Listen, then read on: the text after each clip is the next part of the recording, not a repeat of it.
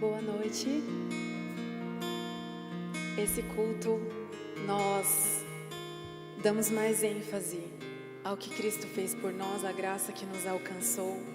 E ao longo da caminhada cristã, às vezes nós nos esquecemos de onde nós estávamos. Eu sei que ainda falta muito para a gente chegar à semelhança de Cristo, que era perfeito em tudo que fazia.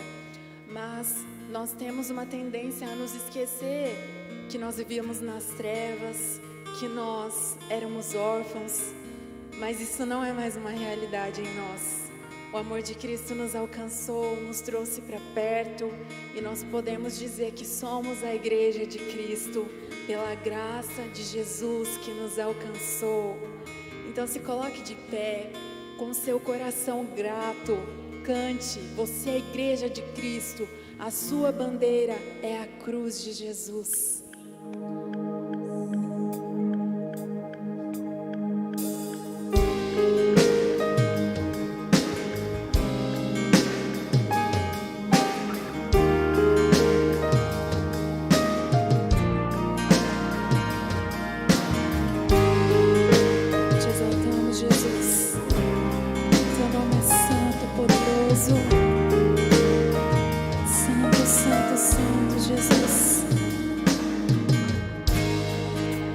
Desolados já não mais,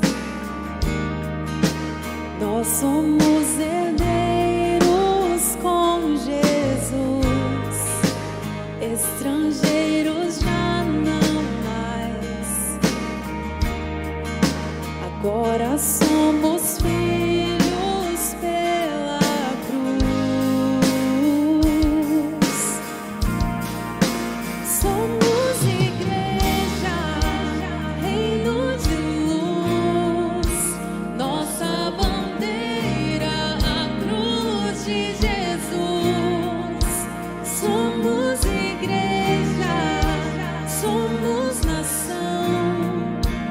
tumba vazia é a nossa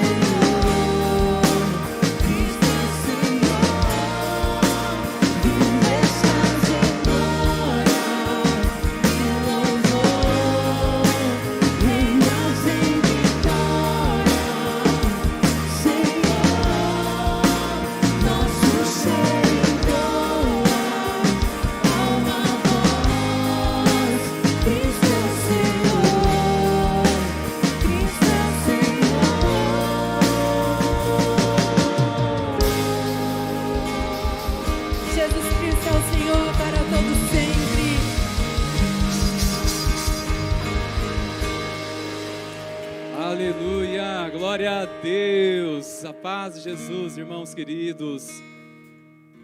Saiba que nós estamos cantando uma canção que nos conecta com uma verdade muito tremenda, que é a razão de estarmos celebrando ao Jesus, declarando que a tumba está vazia.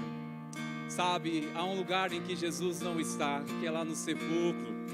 Pela manhã, naquele domingo, as mulheres aflitas foram lá para vê-lo, mas os anjos, ao recebê-las e falar: vinde e vede onde ele jazia. Onde ele jazia já não está mais lá. Ele ressuscitou, está à destra de Deus Pai e enviou o Espírito Santo de Deus para habitar e governar nosso coração e nos preparar para o encontro dele um dia há de chegar. Vai ser no piscar de olhos. De repente estaremos com ele. Aleluia. Levante as suas mãos e comece a adorar ao Senhor Jesus. Aleluia. Tu és maravilhoso, Senhor Jesus. Nós te adoramos. Pai, nós queremos cantar canções que renovam a nossa esperança em Ti. Queremos adorar o Teu santo nome, Jesus, pois o Senhor é um Deus santo. És um Deus santo, que diante de Ti todo joelho há de se dobrar e toda língua há de confessar que Jesus Cristo és o Senhor. És o Filho de Deus, és aquele que venceu a morte, és aquele que habita à destra de Deus Pai, és aquele que intercede por nós, que enviou o Teu Santo Espírito, que nos guia a toda a verdade. Nós declaramos: Jesus, Tu és centralizado neste culto, és o Senhor de nossas vidas. Seja exaltado o Teu santo nome. Declaramos: seja bem-vindo, amado Espírito Santo, neste lugar. Seja bem-vindo, amado Espírito Santo. Amado Espírito Santo, seja bem-vindo. Seja bem-vindo neste lugar, para pastorear o Teu povo, para trazer paz ao coração aflito, para trazer clareza a quem se encontra na dúvida, para remover toda a escuridão pela revelação da luz da Tua presença. Nós clamamos a Ti e declaramos: seja bem-vindo, amado de nossas almas, amado Jesus. Ao Senhor toda a honra, para todo sempre seja toda a glória e todo louvor, no nome que está acima de todo nome que exaltamos, no nome de Jesus. Amém. Glória a Deus. Aleluia. Declare essa paz maravilhosa para o irmão que está do seu lado, ou irmã, declarando: paz de Jesus esteja sobre a tua vida. Paz do Senhor. Paz de Jesus. A você também que nos assiste, que a paz do Senhor seja sobre ti, sobre a sua casa. Continue celebrando ao Senhor Jesus, mesmo na sua casa. Vamos juntos adorar ao Senhor Jesus. Glória a Deus. Pode tomar o seu assento, queridos, por favor. Irmãos, como é bom estarmos juntos para adorar o Senhor Jesus, não é mesmo? Como é bom podermos sorrir, expressar essa face que é a presença de Jesus, que mudou o nosso semblante, porque Ele habita em nosso coração. Melhor ainda porque agora nós não precisamos mais usar máscaras, irmãos. Não é obrigatório, não é? Isso é um aviso que nós queremos deixar para os irmãos. Você que está optando de usar, fique à vontade, mas quero que você saiba que não é obrigatório neste lugar, neste ambiente, o uso de máscaras, tá certo? Conforme o decreto. Mas queremos que você fique muito à vontade e glória a Deus por nós podermos retomar muitas coisas, entre elas o sorriso, não é, irmão? Sorrir é uma coisa muito linda. A gente percebeu o sorriso só pelos olhos esses dias atrás, não é? Até um tempo. Estranho, né, irmãos? Mas que alegria hoje de poder expressar o sorriso pela presença do Senhor Jesus que nos abençoa. Quero também fazer um convite. Essa semana nós teremos um encontro do fruto maduro. Quero então chamar você para uma tarde muito especial. Você acima de 59 anos está convidado para passar uma tarde muito especial conosco. Às 14 horas será nessa quinta-feira, tá? Dia 7.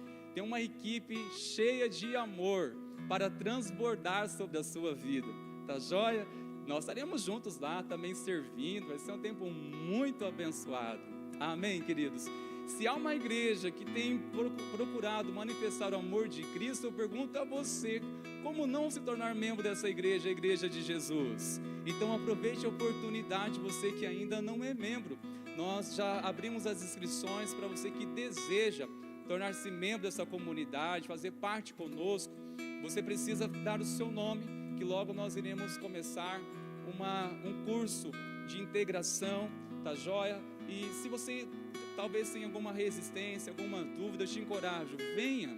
No decorrer das ministrações você vai ter mais segurança para tomar a sua decisão, tá joia, queridos? Eu quero nessa hora convidar aqui uma criança preciosa, a Isabela, que os pais venham aqui, por favor. Nós iremos apresentá-la para a igreja. Pedir aos pais para trazê-la aqui, por favor. Isso, a família, os avós, venham juntos, por favor, queridos. Vocês estão percebendo que as nossas crianças estão voltando à nossa comunidade, né? Participando, então é sempre uma alegria a gente poder ver a retomada. Elas estavam um tanto distantes e conforme foi durante a pandemia as crianças nascendo, elas foram sendo protegidas em seus lares, mas agora elas estão se expondo à nossa comunidade. Isso é uma alegria. Todos os domingos a gente tem apresentado crianças aqui que ficaram aí esses meses escondidinhas da pandemia, mas que estão participando agora da nossa comunidade. E louvamos a Deus pela vida da Isa, que é filha do Marlon e da Lidiane, neta da Bia e do Elias, que são membros dessa igreja, né? Aqui é uma alegria poder apresentar a Isabela. Não é mesmo, princesa? Você está muito bonita. Vamos orar por você? Estenda sua mão para cá, vamos abençoar. Pai, nós agradecemos a Ti por esta criança que o Senhor trouxe como presente a esse casal. Nós louvamos ao Senhor porque ela é um milagre. Ela é, ó Deus, uma herança concedida para eles cuidarem, educarem no caminho do Senhor. Que o Senhor encha a Lidiane e o Marlon de sabedorias paternas e maternas, para que eles tenham a direção do Senhor em tudo o que forem fazer, para educar essa criança no caminho que ela deve andar, no caminho da Tua presença. E que Deus, a Isabela, a pequena, seja também grande aos seus olhos, e ela cresça como uma profeta do Senhor, uma mulher de Deus e de oração, todos os dias da sua vida, sendo livre dos maus caminhos, sendo livre de todos os perigos, e sendo guardada como menina dos Teus olhos. Assim nós oramos e abençoamos essa pequena em nome de Jesus. Amém. Amém? Glória a Deus. Deus abençoe, gente, parabéns, tá bom? Vamos com Deus. Nós vamos, além de ofertar os filhos no altar, como o casal acabou de fazer aqui, nós podemos também ofertar os nossos recursos financeiros, e nós fazemos isso através dos nossos dízimos e das nossas ofertas. Aproveitando esse momento, eu quero já dar um aviso especial, principalmente para você que agora está se preparando para o feriado de Páscoa. Vou aproveitar agora, Larissa, que eu já estou aqui à frente. Então, no feriado de Páscoa, nós estamos agora preparando uma programação especial. Se você quiser se organizar para participar conosco, seria um privilégio. Irmãos, nós não celebramos a Páscoa, nós celebramos a ressurreição de Jesus. A Páscoa é judaica. A ressurreição de Jesus aconteceu na Páscoa judaica. Por isso que às vezes a gente confunde. Estamos em Páscoa, Páscoa. Cristo é a nossa Páscoa, no sentido de ser a nossa ressurreição, a nossa libertação. Ele simboliza o que é a Páscoa para os judeus, mas nós celebramos a manhã de ressurreição.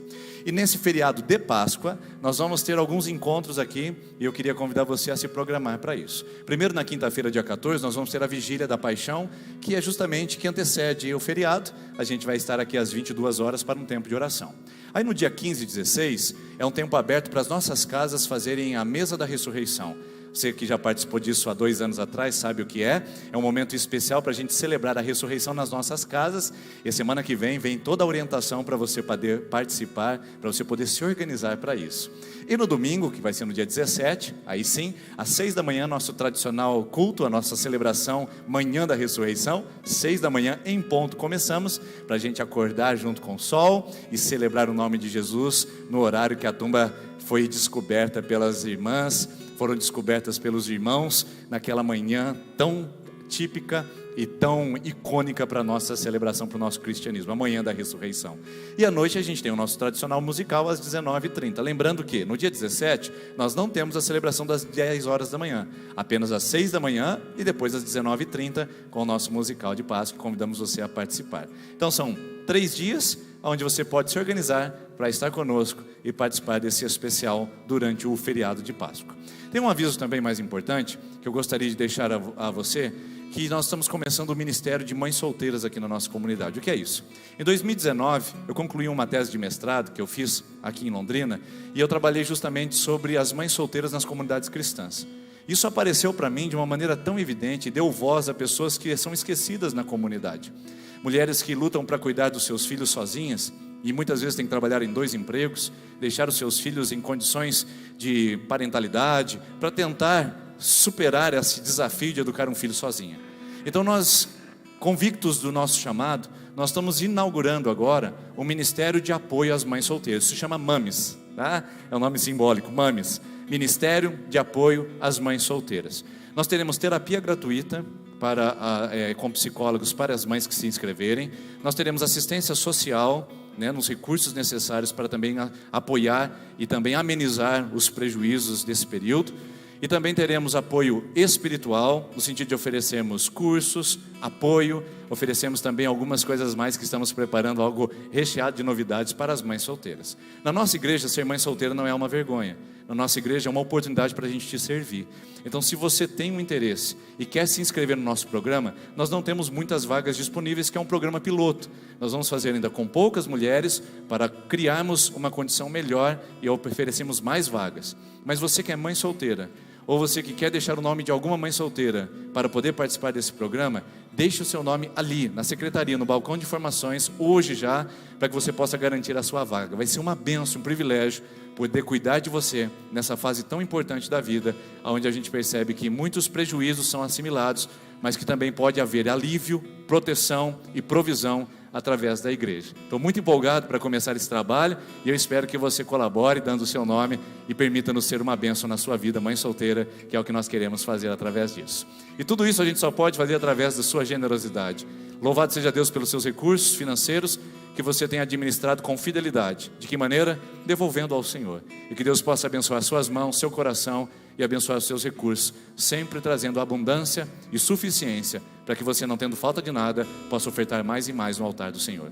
Vamos colocar em pé, irmãos, vamos devolver dízimos e ofertas. E se porventura você esteja nos visitando, por favor, não se constranja com isso. O importante é que você veio celebrar conosco. Essa é uma atividade feita entre os membros da igreja, mas se você quiser e puder participar, também é muito bem-vindo. Enquanto cantamos, aqui à frente tem as nossas urnas. Você pode vir e devolver o seu dízimo e a sua oferta, enquanto as pessoas na internet encontram o recurso necessário e ideal para a sua contribuição.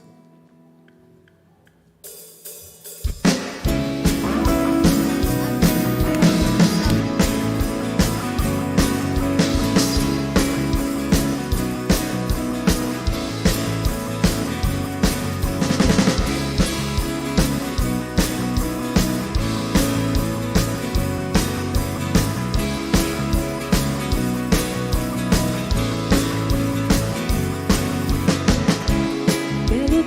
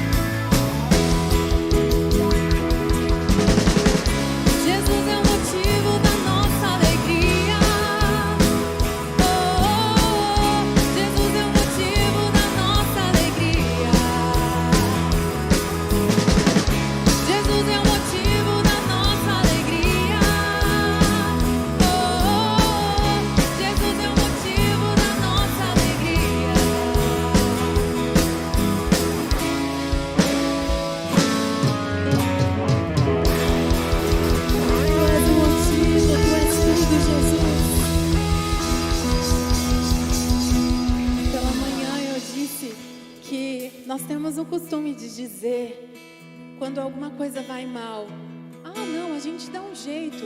Para tudo tem um jeito, só não tem jeito para a morte. Mas para o nosso Deus, Jesus, Ele deu jeito até na morte. Ele é poderoso. Ele tomou a chave do inferno e da morte. Ele tem todo o poder. Em suas mãos está todo o poder. Ele tem o controle de tudo. Você está nas mãos dele. Ele tem o controle da sua vida.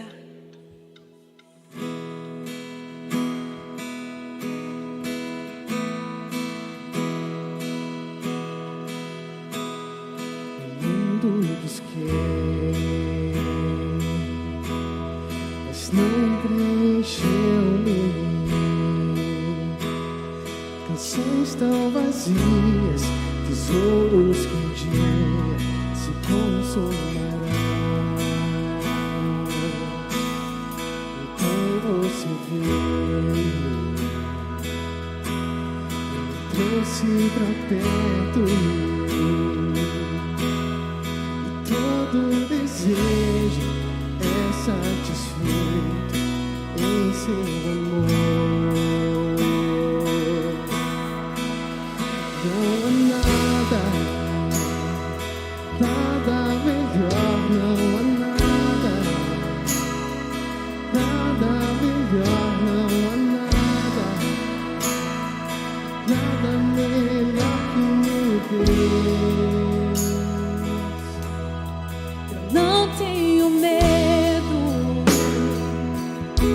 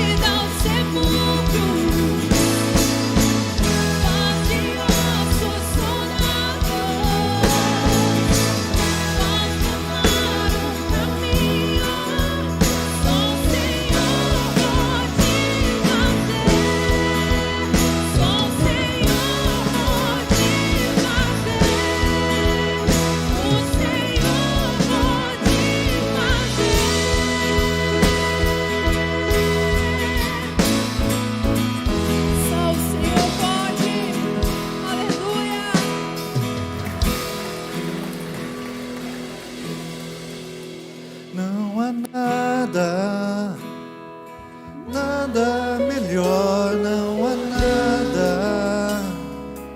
Sim, Senhor, esse é o clamor dessa igreja, que sabe quem o Senhor é. Todo o resto é ilusão, todo o resto é distração, todo o resto, Pai, é futilidade. Só o Senhor importa, só o Teu nome importa, só o Teu nome é importante nesse lugar, Jesus.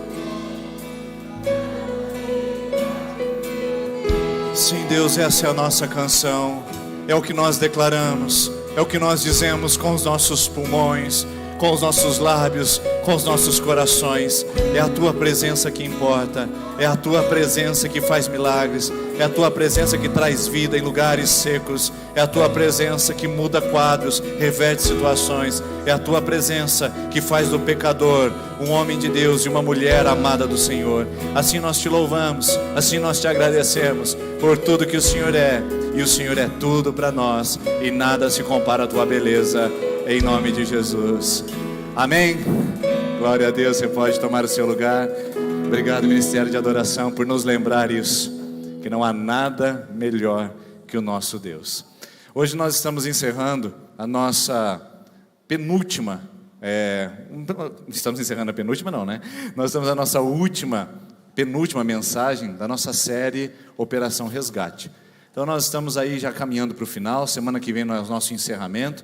E eu tenho certeza que durante esse período você aprendeu, durante esse período você desenvolveu, durante esse período você absorveu grandes valores para resgatar coisas que talvez a pandemia tenha roubado e retirado de nós. Mas você viu a imagem, quando a gente fala em operação, a gente tira essa mensagem ou tira esse termo da imagem militar. A ideia, no caso aqui, é algo relacionado a soldado. E qual que é a missão, ou qual é o grande propósito de um soldado que está em operação? Ele cumprir cabalmente a sua missão. Então, se a gente fosse dizer assim, qual é o grande fundamento, o grande do propósito de um soldado? Qual é o grande foco dele? Uma única coisa e uma exclusiva situação: cumprir a sua missão. Um soldado em operação, ele não inventa a missão. Um soldado em operação, ele não embeleza a missão. Ele não cria novos recursos de missão. Ele só tem um foco: cumprir aquilo que ele foi chamado a fazer. Então eu faço a transposição dessa imagem para a igreja. Qual seria então a missão da igreja? Qual seria o único e exclusivo foco que a igreja é movida em direção, que a igreja ela é posicionada para fazer? Bom, isso está registrado em Marcos capítulo 16. Eu não preciso inventar a missão, eu não preciso embelezar a missão, eu preciso só lembrar dela. Jesus disse aos discípulos, antes de ser levado aos céus, Ele disse: ide por todo mundo e pregai o evangelho a toda criatura. Então a missão da igreja, exclusivamente, é pregar o evangelho. A missão da igreja, exclusivamente, é apresentar a boa nova da salvação. E é justamente isso que evangelho significa. Às vezes a gente fala assim: eu sou evangélico. Isso talvez não tenha um significado nenhum. Porque ser evangélico significa alguém que anda em conforme ou em conformidade ao evangelho. E o que é o evangelho? É a boa notícia de que Deus enviou o seu Filho para salvar seres humanos pecadores e distantes dele. A boa notícia também é um conjunto de informações que vem ao nosso coração, que nos lembra que Deus venceu o mal, venceu as trevas, venceu o inferno, venceu o diabo, venceu o pecado, venceu a morte e colocou tudo debaixo dos seus pés. Então esse é o evangelho. O evangelho não é uma notícia de jornal, o evangelho não é uma ideologia eclesiástica, o evangelho não é uma denominação religiosa. O evangelho é a boa nova de que Deus veio buscar a humanidade através do envio do seu Filho Jesus Cristo. E ponto. Tão simples assim, mas tão poderoso assim. Por que nós complicamos tanto? Por que nós atrapalhamos tanto a simplicidade do evangelho e a missão da igreja? Nós talvez tenhamos extenuado a igreja com tantos fardos e tantas coisas que colocamos sobre seus ombros. Talvez a igreja esteja tão sobrecarregada, e quando eu falo igreja, eu falo em instituição, de uma burocracia eclesiástica, de um ritualismo evangélico, que às vezes ela esquece de fazer o que ela foi chamada para fazer principalmente: pregar o evangelho, fazer o que Jesus nos deixou como ordenança. Vamos fazer aqui uma figura para ficar melhor a ilustração e a aprendizagem dessa mensagem.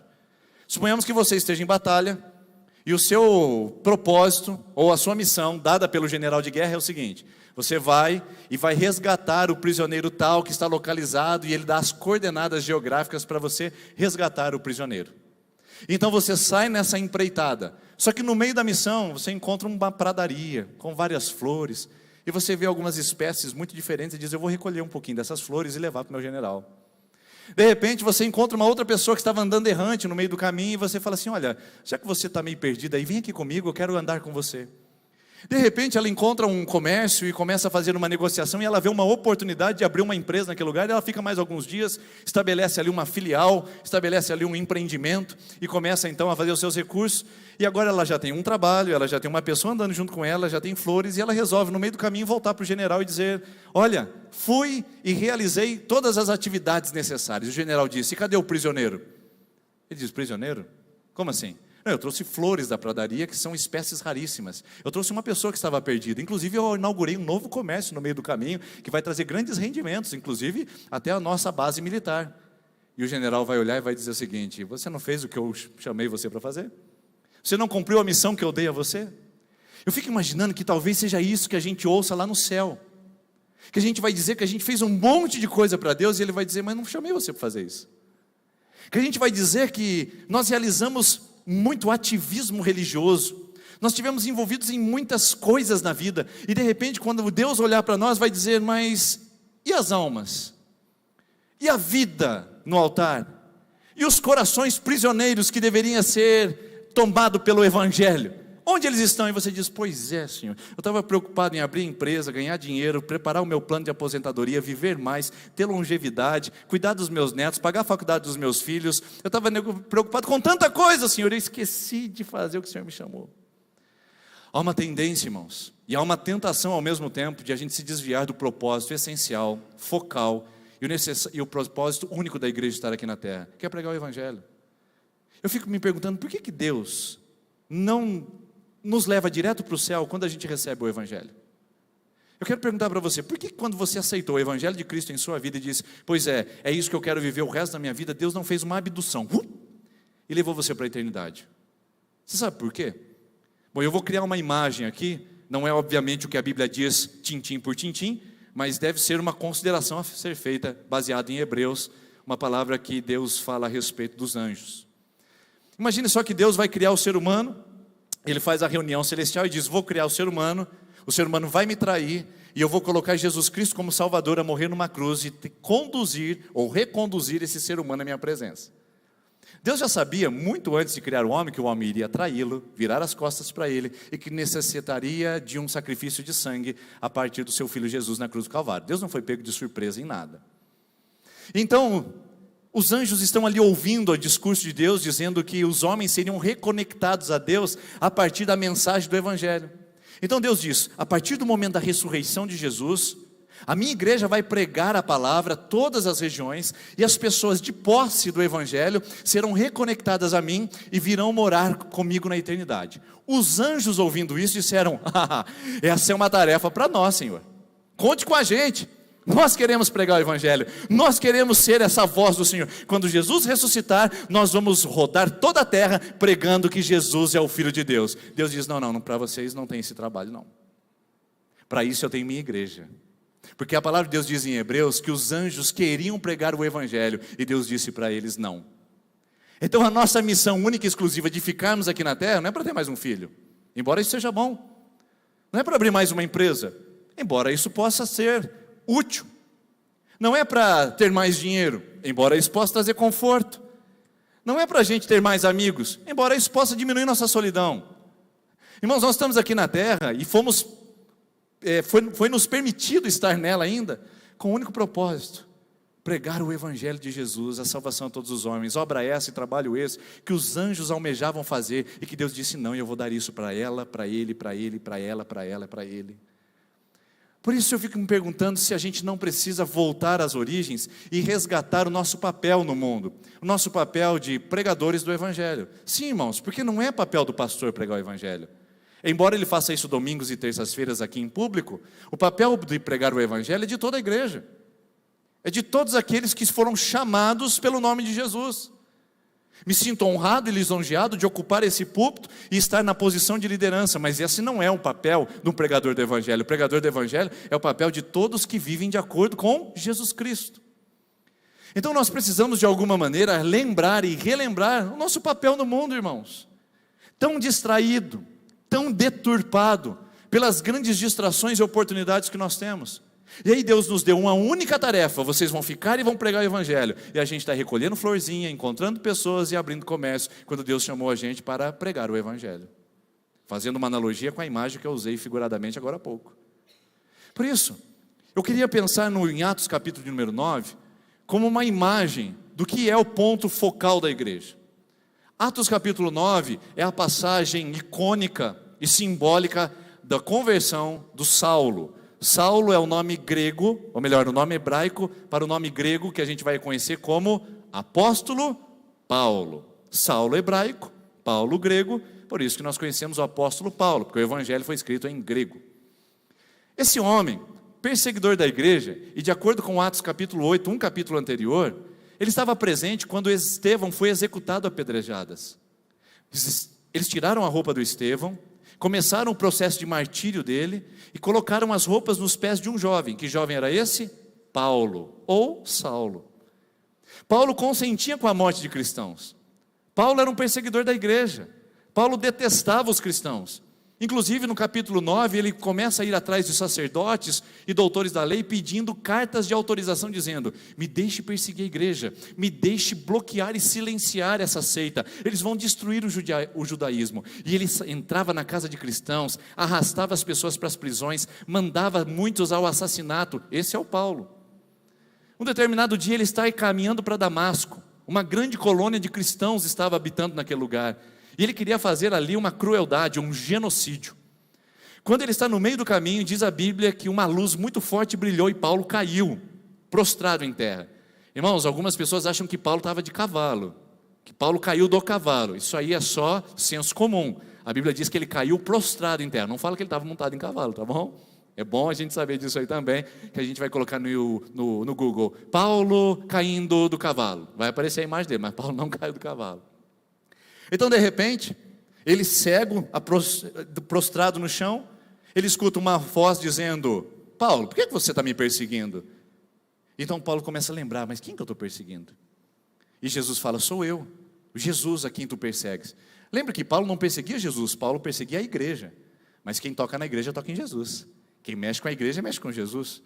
Então Paulo se levanta naquele momento, ajudado pelos amigos, e é levado até a casa de um homem chamado Judas, na rua direita, lá em Damasco. Nesse lugar ele fica 3 dias sem comer, sem beber e totalmente cego. Aí Deus manda uma mensagem a um profeta, um discípulo de Jesus chamado Ananias, e diz: Ananias, vai até a rua direita, na cidade de Damasco, na casa de Judas, lá tem o Paulo, e o Paulo está esperando por você, e eu disse que você vai até lá pregar o evangelho para ele. O Ananias fala: como assim, Senhor? O senhor não lembra de quem é o Paulo? Assassino de igreja, perseguidor dos cristãos. Não, Senhor, eu acho que eu preciso lembrar a sua memória. E Deus diz para Ananias: não tenha medo, porque para mim esse homem é um instrumento escolhido para pregar a reis e gentios e também aos judeus. E eu mostrarei a ele o quanto é importante sofrer pelo meu nome. Ananias, nessa palavra, vai até a rua direita, entra naquela casa e diz: Saulo, o Senhor me enviou a pregar o evangelho e te batizar em nome do Pai, do Filho e do Espírito Santo.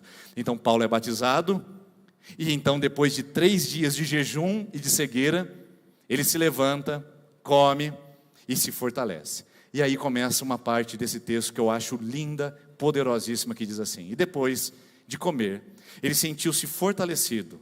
Saulo permaneceu alguns dias com os discípulos em Damasco. Essa informação é importante, irmãos. Paulo não saiu pregando o evangelho por aí não, ele ficou alguns dias com os discípulos em Damasco. E logo na sinagoga proclamava, ou afirmando, que Jesus é o Filho de Deus. Paulo então, agora fortalecido, fica com os discípulos algum tempo, e depois disso ele vai direto para a sinagoga para pregar a palavra de Jesus Cristo. O perseguidor virou agora um dos perseguidos. E aí, diante dessa mensagem, olha o que acontece. Diante de Paulo estar pregando na sinagoga, todos os que ouviam a Saulo estavam atônitos, perplexos, surpresos, e diziam: Não é esse o que exterminava em Jerusalém os que invocam o nome de Jesus e veio para cá precisamente para prender e livrá-los e levá-los aos principais sacerdotes? Saulo, porém, mais e mais se fortalecia e confundia os judeus que moravam em Damasco, demonstrando que Jesus é o Cristo. Espera aí que eu quero parar um minutinho aqui, só para dar um destaque numa palavra que apareceu para mim e que eu acredito que é o grande centro das evidências de quem está pregando o Evangelho. Veja essas duas palavras que aparecem aqui. Ele deixou o povo da sinagoga perplexo e atônito, e ele confundiu os judeus pelo estilo de vida que ele estava levando com Cristo. Queridos irmãos, se a nossa vida não deixa as pessoas perplexas depois que o Evangelho nos visitou, nós não experimentamos o Evangelho. Se a nossa vida não surpreende as pessoas que estão perto de nós podemos até ter experimentado uma religião, mas nós não experimentamos o Evangelho. Se a nossa vida não causa nenhum tipo de impacto, nenhum tipo de evidência externa a nós e alheia, significa que nós não experimentamos o que é o Evangelho. Você simpatizou com a igreja, você gostou da pregação do pastor Denis, você até se empolgou com o louvor, mas você não experimentou o que é viver com Jesus. Porque andar com Jesus surpreende as pessoas. Andar com Jesus confunde as pessoas. Agora há pouco ela era uma pessoa depressiva, amargurada, ressentida com a vida, e de repente agora ela é uma pessoa alegre, feliz, e que está perdoando muita gente. Ele era um cara ganancioso, dinheirista, que tirava vantagem em tudo, agora é alguém generoso, amoroso, e que sabe o que é a generosidade na sua vida. Ele era um promíscuo, perdido no mundo, distante de Deus, agora é uma pessoa que está honrando a sua família e abençoando o seu casamento. Era uma pessoa que vivia no pecado, nas noitadas, nas baladas, e agora vive de uma maneira séria, sensata e equilibrada. Era um adolescente rebelde, que não ouvia os professores, dava um trabalho na sala de aula, mas agora é alguém dedicado aos estudos, respeitoso e honrado. Irmãos, se o Evangelho não nos tocou e não surpreendeu, professor, patrão, empregado, marido, mulher, sociedade, o que nós experimentamos? Se o Evangelho não causa perplexidade em Sertanópolis, depois de você reunir num culto, depois de você participar da ceia, se o Evangelho não deixa as pessoas do seu setor embasbacadas, perplexas com o seu estilo de vida, o que você veio fazer na igreja? O que você experimentou nesse lugar? Porque experimentar o Evangelho vai trazer automaticamente impacto nas pessoas que vivem perto de nós. É uma nova cultura, é uma nova mentalidade, é um novo jeito de interpretar a vida, é um novo jeito de tratar relacionamentos e pessoas, são novos valores, novos princípios, novas prioridades na nossa vida. E eu quero dizer uma coisa para você muito importante. Quem não deixa as pessoas surpresas com o Evangelho, deixa as pessoas escandalizadas com a sua vida. Irmãos, quantos cristãos, quantos evangélicos estão escandalizando pelo seu estilo de vida bem incompatível com o Evangelho de Jesus Cristo? Não há neutralidade, irmãos. Não tem como eu ficar nesse lugar de vácuo, onde não acontece nada, entendeu? Então eu estou frequentando a igreja. Não, ou você está escandalizando o nome de Jesus, ou você está surpreendendo as pessoas por causa do nome de Jesus. Não há espaço de neutralidade. Eu pergunto para você, você que experimentou o Evangelho, você deve estar surpreendendo muitas pessoas perto de você. Algumas pessoas devem estar olhando para você no seu dia a dia e dizendo, que mudança, hein? Outros devem até ironizar você, dizer e chamar você de pastor Denis. Você vai no churrasco, e aí antes acostumado com o alcoolismo, agora você pede uma Coca-Cola, ou até mesmo um suco de laranja. Aí eles olham para você e dizem assim, não bebe mais não, pastor Denis? Agora pastor Rodrigo também. Deve ironizar seu estilo de vida. Agora virou beato? Agora você dá dinheiro para a igreja, para pastor? Se essas pessoas não estão falando isso a respeito de você, significa que o Evangelho ainda talvez não tenha tocado a sua vida. Billy Graham é um grande pregador, falecido há pouco tempo atrás, o homem que mais ganhou alma nesse mundo, que nós temos conhecimento diante das suas grandes cruzadas evangelísticas. Ele disse o seguinte, eu amo a frase de Billy Graham que dizia o seguinte, se o mundo não tem nada a dizer contra você, é provável que Jesus não tenha nada a dizer ao seu favor. Porque não há neutralidade, irmãos. Ou nós estamos impactando o mundo com o estilo de vida em Jesus, ou nós estamos escandalizando o mundo com uma vida que é incompatível com o Evangelho. Não dá para você dizer que as pessoas não estão vendo, que a sociedade não está sendo tocada. Nossa vida fala, nossa história representa alguma coisa. Nós representamos uma ideia, e mais que uma ideia, uma cultura, e mais que uma cultura. Nós representamos uma pessoa chamada Jesus Cristo. Então esse texto para mim é marcante. É uma evidência que Paulo realmente recebeu o evangelho na sua vida, porque o mundo alheio a ele, externo a ele, foi tomado por perplexidade e foi tomado por confusão, porque as pessoas não conseguiam imaginar que um homem que perseguia a igreja agora era um representante de Jesus na face da terra. É isso que eu gostaria de ser nesse mundo, irmãos. Eu queria ser uma perplexidade. Eu queria ser uma surpresa, pelo meu estilo de vida, pela sabedoria, apesar da idade, pelo entendimento, apesar da cultura, pela forma de agir, apesar das pressões. E eu queria que você entendesse que você foi chamado para a mesma coisa. Você foi chamado para o mesmo propósito, pregar o evangelho, e o evangelho ser um símbolo de perplexidade. Que você não envergonhasse o evangelho, que você não escandalizasse o mundo. Irmãos, Ricardo Agreste é um pregador brasileiro, estudioso da cultura brasileira, e ele fala o seguinte, gosto muito dos livros dele, indico também alguns dos seus. Ricardo Agreste, ele diz o seguinte, ele fala sobre o escândalo. Ele fala assim, que a nossa atitude como cristãos ofenda as pessoas pelo evangelho, mas nunca escandalize pelo nosso comportamento. Vou repetir, que a nossa atitude ofenda as pessoas pelo evangelho, mas nunca as escandalize pelo nosso comportamento. Ou seja, irmãos, o evangelho ofende sim. Ofende o ganancioso, ofende o prostituto, ofende o mentiroso, o fofoqueiro. O evangelho ofende. Quando ele chega, a primeira coisa que ele faz é ofender, a pessoa fica desconfortável. Mas o evangelho não escandaliza. Quem escandaliza são os representantes desse evangelho. E eu fico triste, irmãos, de saber que nós tínhamos uma proposta há um tempo atrás, nós não, né? A ideologia cristã evangélica brasileira tinha uma ideia de que quando nós chegássemos ao Planalto, ou nós chegássemos com grande evidência entre os nossos deputados e senadores, nós faríamos desse país um país diferente. E sabe o que me entristece? De que a corrupção e o escândalo vir justamente de pessoas que representam o evangelho.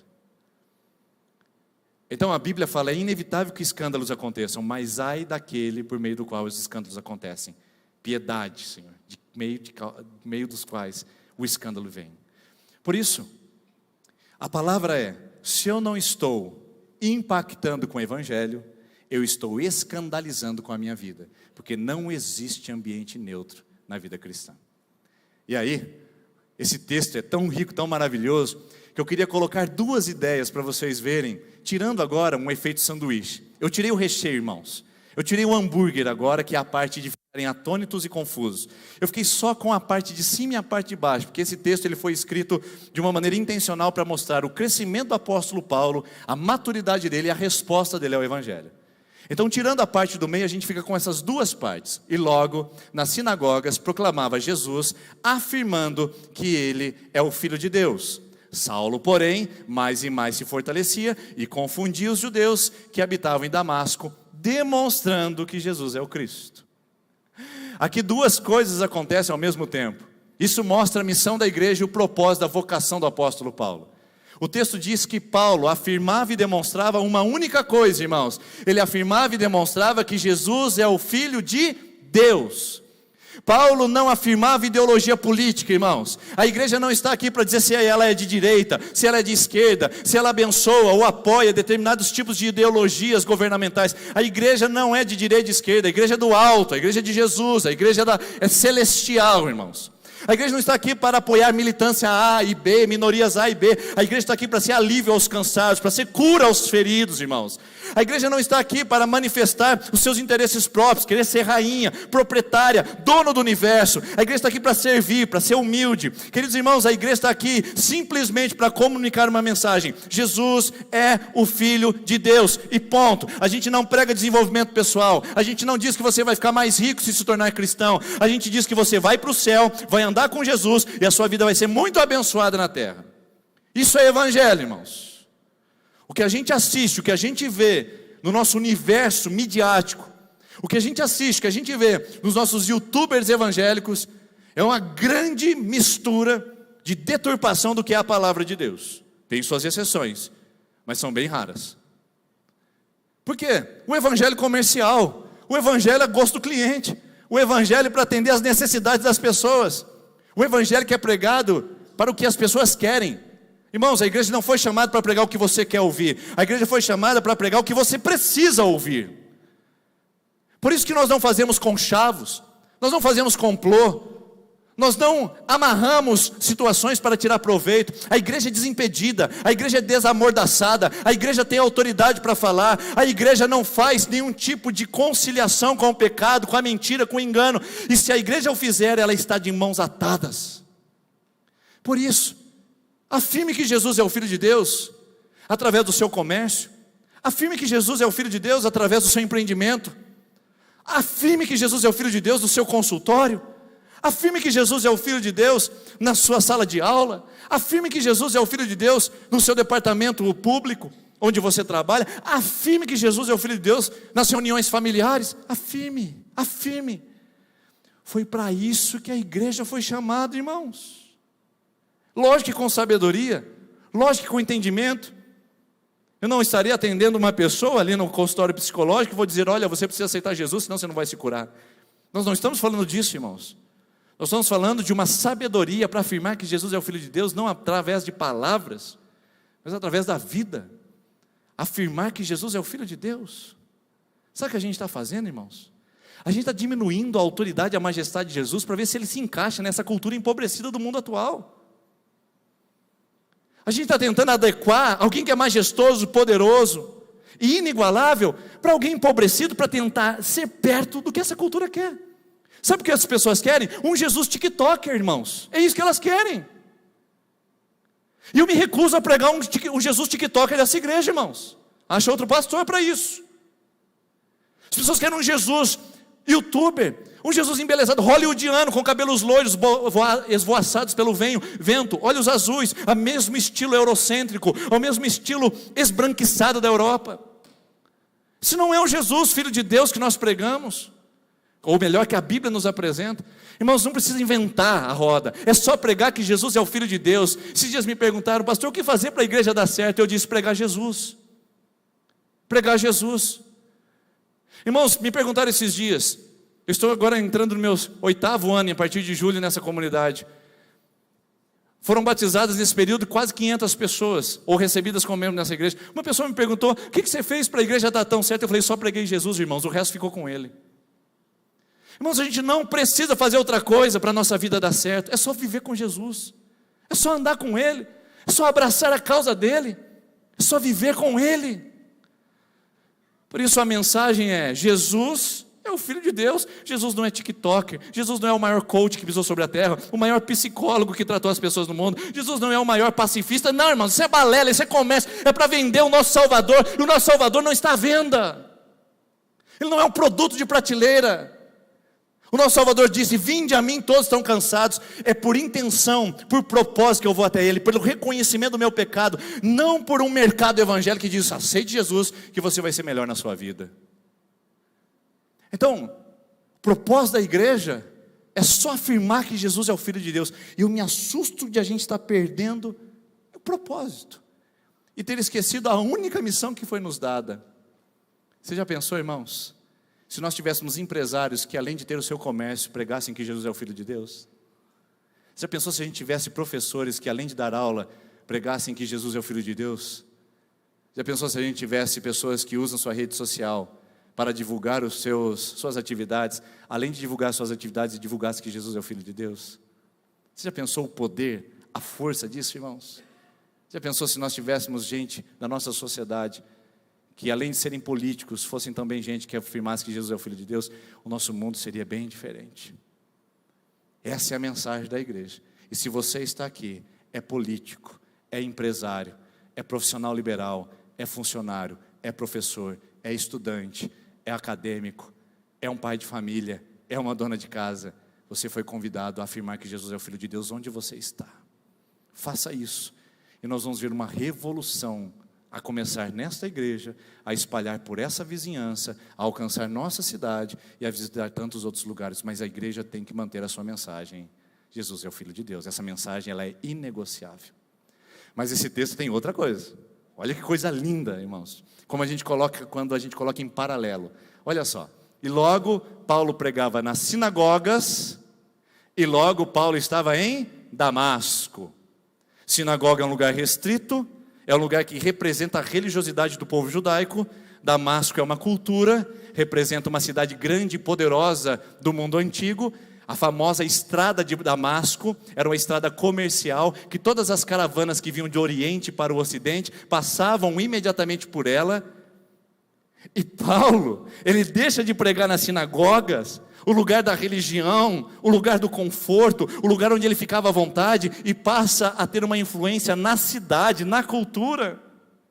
Oh, irmãos, que coisa linda isso, quando a igreja deixa de ser igreja dentro de 4 paredes, quando ela deixa de representar uma denominação, quando ela para de ser presbiteriana e começa a ser de Jesus, quando ela para de ser do pastor Denis ou do pastor Rodrigo e passa a ser de Jesus.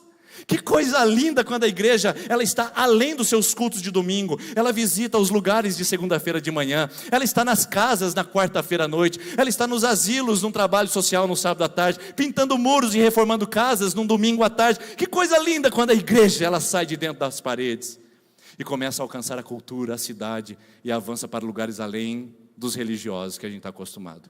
Ser igreja, irmãos, não é ficar dentro da igreja. Então eu quero fazer uma campanha com você hoje à noite. Uma campanha especial. Saia da igreja.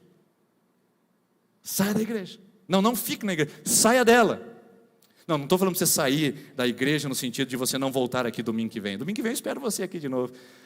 Mas saia da igreja no sentido de servir. Porque, irmãos, eu não me empolgo com a quantidade de pessoas que vêm para adorar nesse lugar. Eu me empolgo com a quantidade de pessoas que saem para servir desse lugar. É isso que faz a diferença numa igreja. Por isso, a importância de olharmos para isso e dizer, o nosso ramo de atuação é muito maior que a sinagoga. Nosso ramo de atuação é muito maior do que Domingos Gonçalves de Paula Filho, 236, que é o endereço de onde você está agora. Nosso ramo de atuação é muito além que isso, irmãos. É Sertanópolis, é a região metropolitana de Sertanópolis, é a região de Londrina, é a região do Paraná, é o Brasil, é o mundo. A igreja foi chamada, de acordo com Atos 1:8, e vocês serão minhas testemunhas, para pregar o evangelho, para serem os meus mártires. Aonde? Em Jerusalém, na Judéia, em Samaria e até os confins da terra. Jerusalém é a cidade, Samaria, ou melhor, Judéia é o estado, Samaria são as regiões, e os confins da terra não precisa nem explicar. Esse é o nosso papel, irmãos. Sai da sinagoga em nome de Jesus. Aumenta a tua maturidade na fé e seja um exponencial do evangelho na vida das pessoas, numa cultura de morte e de destruição que a gente vê, que a gente assiste. A gente não pode cruzar os braços, irmãos. Crianças sendo abusadas, violentadas, vítimas de maus tratos, a gente cruzando os braços dizendo, pois é, a vida está ruim, né? Mulheres solteiras, abandonadas, sozinhas, tentando sobreviver, e a igreja cheia de condenação, dizendo, pois é, fizeram escolhas erradas, né? Casamentos se desfazendo, gente criando novos recursos matrimoniais, gente dizendo, pois é, a família está sempre perdendo, né? Irmãos, esse não é o papel da igreja. O papel da igreja é ser transformadora, é estar na cultura, é estar em Damasco, não é ficar na sinagoga. Paulo sai da sinagoga e vai pregar em Damasco. Esse é o nosso desafio. Mas o texto não para aí, não. Você já veio, já, Bianca, mas não é muito cedo, não. Estava pensando aqui, a hora que você subiu, eu falei, mas já acabou o meu tempo? Não, eu vou mais um pouquinho, tá? Aguenta aí. Olha que coisa linda. Das sinagogas, o Paulo afirmava que Jesus era o Filho de Deus, mas de Damasco, ele demonstrava que Jesus era o Filho de Deus. Irmãos, a palavra afirmar é grega, que significa ekerisso, que significa para fora, publicar. Olha essa palavra publicar que é importante agora, hein? Atenção. A palavra ekerisso significa, ela tem um EX no começo.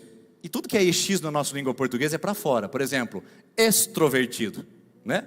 Extrapolar, explorar, tudo é para fora. E essa é a palavra do afirmar. Ekerisso significa publicar uma mensagem. Em outras palavras, é a figura do arauto. Arauto, na Idade Antiga, ou nos tempos antigos, era a figura que representava o rei para proclamar coisas do reinado. Por exemplo, eu sou um arauto do reinado da Inglaterra em 500 anos atrás. E eu chego e digo, o rei fulano de tal, Henrique VIII, manda dizer, estamos em guerra contra os normandos. Ou o rei Henrique VIII manda dizer, vencemos a guerra contra os normandos. O arauto, ele não é o rei, mas ele tem a autoridade do rei. O arauto não é a mensagem, mas ele tem uma mensagem para dizer. Somos nós, irmãos. Nós afirmamos que Jesus é o Filho de Deus. Nós somos a mensagem. Nós pregamos oralmente, nós usamos as palavras para dizer que Jesus é o Filho de Deus. Nós não somos o rei, nós não somos a mensagem, mas nós falamos pelo rei e falamos da mensagem. Agora eu pergunto, você tem falado? Você tem falado desse rei? Você tem falado dessa pessoa transformadora que muda as vidas e corações? Você tem falado de Jesus? Eu lamento, irmãos, o momento que a gente vive hoje. Seguinte sentido, vou fazer uma análise mais sociológica aqui agora. Antes, irmãos, a gente usava a palavra para pregar Jesus, porque os nossos relacionamentos eram marcados em grande parte pela convivência e pela troca de um emissor e um receptor. Eu falava, você ouvia, você falava e eu ouvia. Como são as relações hoje, irmãos? Elas são mediadas pela mídia. E é isso que a palavra mídia significa, aquilo que media, aquilo que está interferindo num relacionamento. Antes eu falava para uma pessoa e uma pessoa se comunicava comigo. Hoje a gente faz o quê? A gente coloca na rede social e essa atuação na rede social, ela amplia para milhares de receptores. Então, irmãos, deixa eu falar uma coisa aqui. Não queria estar falando isso, mas diante da sociedade que a gente vive é inevitável. É óbvio que o nosso volume de voz está diminuindo diante da rede social. Então, nós entramos num caminho sem volta. As pessoas vão cada vez mais se comunicar através desse veículo. Eu quero perguntar para você, se o lixo da sua rede social algum dia vai ser usado para pregar que Jesus é o Filho de Deus. É isso que eu quero perguntar para você. É um caminho sem volta. Mas esse lixo que você usa para divulgar o sucesso que você não tem, para impressionar as pessoas que você não gosta, para dizer aquilo que você não é, se algum dia vai ser usado para pregar o Evangelho de Jesus. Porque se tem um recurso que pode ser um arauto da nossa sociedade, é a rede social. Vamos colocar uma caixa de som na praça aqui de Sertanópolis. Praça essa que em 2027, 30, 50 pode sair. Mas está lá.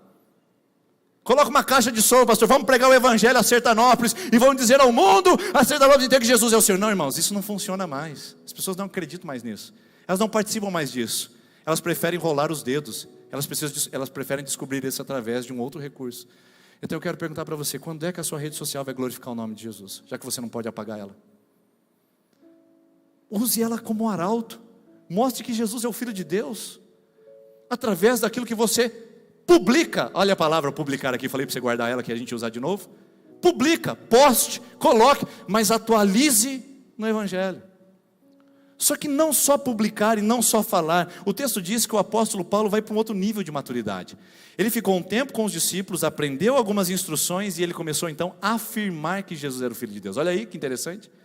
Ele afirmava, baseado no conceito teórico, racional, teológico, tudo na mente.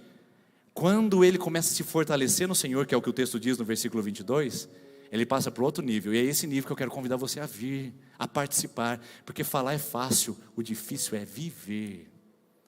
Paulo demonstra que Jesus é o Filho de Deus em Damasco. É tão amplo, tão grande, que ele para de falar, e ele agora começa a viver. As pessoas estão confusas porque ele está demonstrando. A palavra também é grega, simbibazo. O que é isso, pastor, simbibazo? A palavra mais próxima do nosso português seria símbolo, entendeu? O que é um símbolo? Essa mesa é um símbolo de Jesus Cristo, que morreu na cruz do Calvário por nós e ressuscitou. Ela não é Jesus, mas ela simboliza o que Jesus fez por nós. Você, Paulo, eu, nós somos o simbibazo. Nós juntamos a mensagem com o mensageiro. Nós nos confundimos. Nós fazemos uma simbiose. Olha que palavra bonita. Dois seres que entram a conviver no mesmo espaço. Simbiose, simbibazo, símbolo. É isso que a igreja de Jesus é, irmãos. Paulo deixa a parte teórica. Paulo não fica tendo apenas uma boa teologia. Ele não é um grande orador de grandes públicos. Paulo é um homem que vive o Evangelho, que encarna o Evangelho, que demonstra o Evangelho, que apresenta o Evangelho através da sua vida. Tanto é que em Filipenses 4, versículo 9, ele diz assim: tudo que vocês viram em mim, tudo que vocês receberam de mim, tudo que vocês aprenderam de mim, tudo que vocês ouviram de mim, isso vocês pratiquem, e o Deus da paz estará com vocês. Já pensou você dizer isso? Já pensou a autoridade? É porque é alguém que vivia o Evangelho. Ele disse, já estou crucificado com Cristo. Não sou eu mais quem vive, é Cristo que vive em mim. Você já pensou uma igreja presbiteriana independente que fosse misturada com Jesus? patrões misturados com Jesus, estudantes misturados com Jesus. Estou vendo um monte de adolescente sentado aqui. Sou professor. Eu sei o quanto que os professores reclamam de alunos em sala de aula. E também sei o quanto que professores reclamam de alunos evangélicos em sala de aula. É uma vergonha para mim, como pastor. Você pensou alunos em sala de aula que misturam sua vida com Jesus? Famílias que misturam sua vida com Jesus? Como seria isso, irmãos? Demonstrar. É sair do teórico e ir para o prático, sair do lógico e ir para a vida, é sair do campo das ideias e ir para uma pessoa chamada Jesus. O Evangelho não é uma ideia, o Evangelho não é uma teoria, o Evangelho não é uma proposta, o Evangelho é uma pessoa, o Evangelho é Jesus. E se você não permitir que Ele encarne em seu coração, esse Evangelho não tem efeito nenhum na nossa vida e na nossa sociedade. E aí, pastor, como é que a gente faz? Aí a gente faz desse jeito. A gente fica entre a afirmativa e a demonstração. Porque eu não vou negar, irmãos, que tem muita gente que nem fala de Jesus e nem demonstra. Mas também tem muita gente que fala de Jesus, mas não demonstra. É incompatível o que ela fala com o que ela vive. Coração e pensamento e palavra deveriam andar juntos, irmãos. Comportamento e ação, é isso que Paulo vive. Ele vai da palavra para a ação. E como nós somos uma igreja carente de ação, irmãos? Como nós somos um povo que é carente de ação nesse mundo. Nós temos boas palavras e uma boa oratória. Temos uma boa doutrina e uma ótima tradição como presbiterianos. Eu só me pergunto se a gente tem uma boa ação. E pergunto isso para você, eu quero compartilhar minha dúvida com você. Temos uma boa ação evangélica nesse mundo? Porque não basta falar, tem que viver. Napoleão Bonaparte, grande guerreiro do século XIX, conquistou grandes impérios. Um dia um dos seus subalternos chegou até ele e disse: Senhor Napoleão, o senhor se expõe muito nas batalhas, o senhor fica na frente dos exércitos todas as vezes que nós vamos em batalha. Isso é muito arriscado, porque se o nosso general morrer, nós estamos perdidos, a batalha já está destruída e nós estamos sem estratégia de guerra. Então sugiro que o senhor vá para as camadas anteriores e na retaguarda, onde o general deva ficar. O Napoleão, daquele jeito simbólico, com a mão na barriga, responde àquele jovem subalterno: Pois é, meu jovem, eu sei que isso é mais seguro.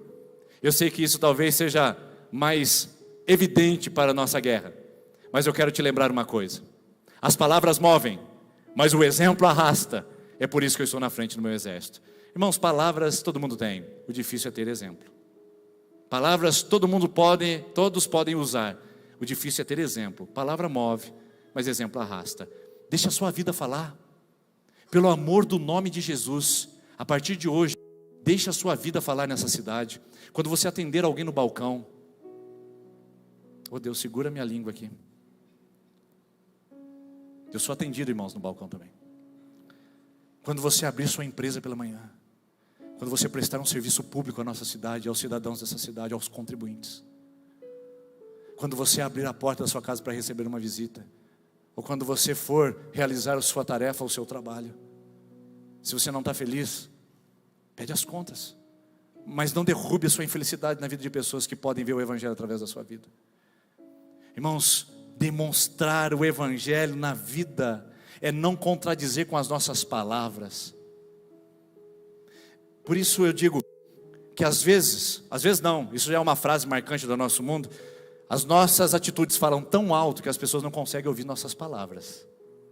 As nossas atitudes falam tão alto que as pessoas não conseguem ouvir as nossas palavras. Por isso eu convido você a viver mais, mesmo assim continuar falando. Fale de Jesus, mas viva também.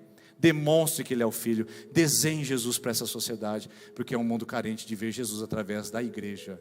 Jesus não é uma ideia, é uma teoria. Jesus é você, representado nesse mundo, fazendo a obra, fazendo a graça acontecer. Por isso que a igreja é chamada de corpo de Cristo. Já viu uma cabeça ambulante aí, irmãos? Então Jesus, a igreja presbiteriana, ela precisa de um corpo, e o corpo é você. Leve Jesus, leve o corpo por onde você andar e demonstre Jesus na sua vida. Para finalizar, antes começa a dar o cãibra no dedo da Bianca, tem uma história que é atribuída a Francisco de Assis, ela não é confirmada, mas é uma história boa, mesmo assim eu vou contar. Francisco de Assis é um grande teólogo da era medieval, e certo dia ele estava fazendo os estudos teológicos com seu aprendiz. O aprendiz estava já chateado com todo aquele tempo de estudo e disse: Seu Francisco, a gente precisa pregar o Evangelho. Vamos sair na rua, vamos pregar o evangelho, porque nós estamos há muito tempo nessa teoria, nesse academicismo. Vamos pregar o evangelho. O Francisco diz, boa ideia, vamos sair e vamos pregar o evangelho. Ele pega o seu jovem aprendiz, começa a andar pela cidade, encontra algumas pessoas na rua, algumas viúvas, conversa com elas, trata com carinho, com gentileza, vai até o mercado, compra algumas coisas, visita algumas pessoas, é generoso, participativo, e depois de um dia de muita convivência na cidade, ele volta para o quarto de estudo e o seu aprendiz junto com ele. O aprendiz frustrado olha para Francisco e diz, seu Francisco, a gente não ia sair para pregar o evangelho? A gente não abriu a Bíblia, a gente não colocou um púlpito, a gente não expôs as escrituras para ninguém. O Francisco de Assis olhou para aquele menino e disse o seguinte, pois é, você ainda vai crescer e vai amadurecer para saber que a gente tem que pregar o evangelho em todo o tempo. Às vezes a gente usa as palavras. Prega o evangelho em todo o tempo. Às vezes use as palavras. Às vezes o argumento vai ser necessário. Às vezes a teoria e a boa teologia vai fazer parte da pregação. Mas na maior parte é a vida que prega. Na maior parte do tempo é a demonstração de que Jesus é o Cristo que prega. Por isso eu convido você a viver essa missão. Qual é a missão da igreja? Recuperar o evangelho encarnado na nossa vida, que é mais do que palavrório, é uma palavra que deixa as pessoas e a sociedade perplexa pelo que Jesus fez na nossa vida. Então, qual é a missão da igreja? Pregar o evangelho. Paulo disse, pois eu não me envergonho do evangelho, porque ele é o poder de Deus para a salvação de todo aquele que nele crê. Romanos capítulo 1, versículo 16. Posso dar uma última frase para você? Essa frase veio hoje de manhã, na ministração da manhã, eu falei, eu preciso anotar que essa frase é boa. Quem se envergonha do evangelho, envergonha o evangelho. Vou dizer de novo. Quem se envergonha do evangelho, envergonha o evangelho. Adolescente que estuda no ensino médio, se você se envergonhar do evangelho lá, você está envergonhando o evangelho lá. Patrão que se envergonha do evangelho na empresa, você está envergonhando o evangelho lá. Família que se envergonha da vida espiritual e de pregar o evangelho em casa, ou no meio da parentela, você está envergonhando o evangelho. Gente que diz que é da igreja, mas que tem vergonha do evangelho, está envergonhando o evangelho. Não há neutralidade. Eu convido você a viver o evangelho, a praticar o evangelho e a abraçar o evangelho, porque é isso que faz a diferença. Eu quero convidar o conselho da igreja a vir aqui à frente, junto com o Ministério de Louvor, que vai nos conduzir a esse momento. Eu quero convidar você a participar da ceia do Senhor essa noite. Na noite em que foi traído, Jesus, tendo tomado o pão e dado graças, partiu e deu a cada um de seus discípulos, dizendo, comam dele todos e façam isso em memória de mim. Da mesma maneira, depois de terem ceado, Jesus tomou o cálice e distribuiu a cada um de seus discípulos, dizendo, esse é o cálice na nova aliança do meu sangue. Tomai dele todos e fazei isso em memória de mim. O que nós estamos fazendo é nos conectando a uma história que faz parte da nossa história. Jesus Cristo, o Salvador. A ceia e a mesa é o símbolo de que nós nos conectamos àquele que é o Senhor da igreja. Você que é membro dessa igreja batizado, você vai participar da ceia. Você que tem o seu filho batizado na nossa igreja, você vai pegar o cálice, o pão e vai ministrar a vida do seu filho. Você que é membro de uma outra igreja evangélica, batizado, está em paz com o Senhor, você é convidado a participar da mesa. Você que não foi batizado numa igreja evangélica e ainda não fez essa opção, nós convidamos você a passar na secretaria e deixar o seu nome. Nós estamos na expectativa de que você venha participar e fazer parte da nossa família na fé também e encontrar um lugar para você também chamar de seu.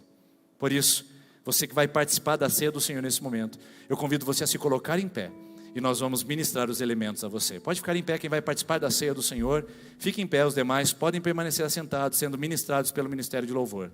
E você vai fazer o seguinte, você vai pegar o cálice e o pão e vai comer e beber, vai devolver na bandeja e vai se assentar para a gente saber que você já foi servido, para a gente não esquecer ninguém na distribuição dos elementos. Enquanto cantamos, os presbíteros estarão passando, servindo você a ceia e você pode participar conosco em espírito de oração. Vamos, queridos irmãos, vamos servir?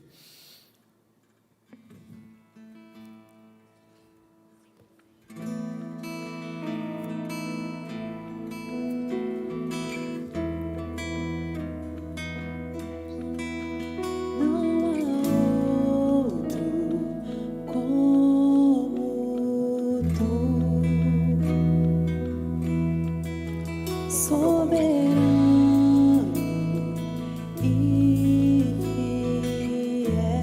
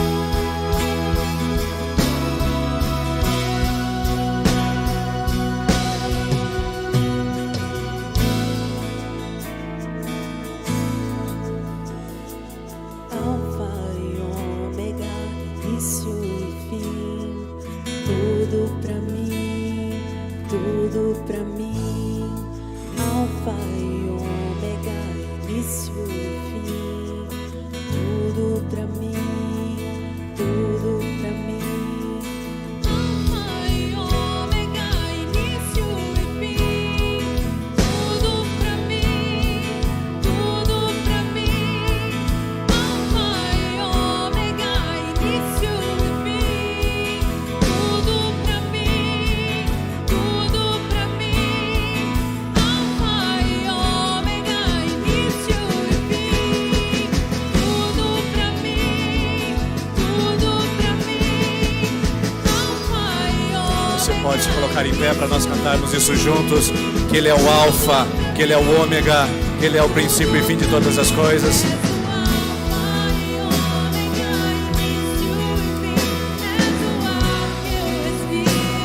Tu és tudo, Jesus. Tu és tudo, Jesus.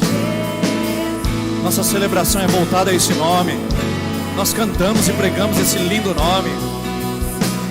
Não há nome tão lindo, tão maravilhoso como o nome de Jesus. Não há nada parecido e igualável a esse nome todo poderoso, Jesus, o Filho de Deus, Jesus, o nosso Salvador. Não há outro, não há ninguém comparado a Ele. Senhor Jesus, nós te adoramos. Senhor Jesus, nós te bendizemos. Senhor Jesus, nós declaramos o seu nome nesse lugar. E permita-nos declarar a plenos pulmões a sociedade que vivemos e onde pisar os nossos pés. Permita também que além das palavras também seja visto a nossa vida. Que a nossa vida pregue o Evangelho. Que o nosso coração demonstre a esse mundo caído e perdido a graça que nos alcançou. E que essa igreja, Deus, tenha entesourado em si esse grande e maravilhoso presente, o presente do Evangelho, transformador, restaurador, salvador, que muda as vidas e transforma histórias. Assim, Pai, nos use e assim faça de nós uma igreja vibrante, uma igreja de vanguarda, que leve a bandeira do seu maior prestígio, o nome de Jesus, que está diante de nós e que vai adiante de nós, em nome de Jesus, amém. Deus abençoe você, uma boa semana em nome de Jesus, e que Jesus seja demonstrado através da sua vida, amém. Os pastores estarão na porta cumprimentando.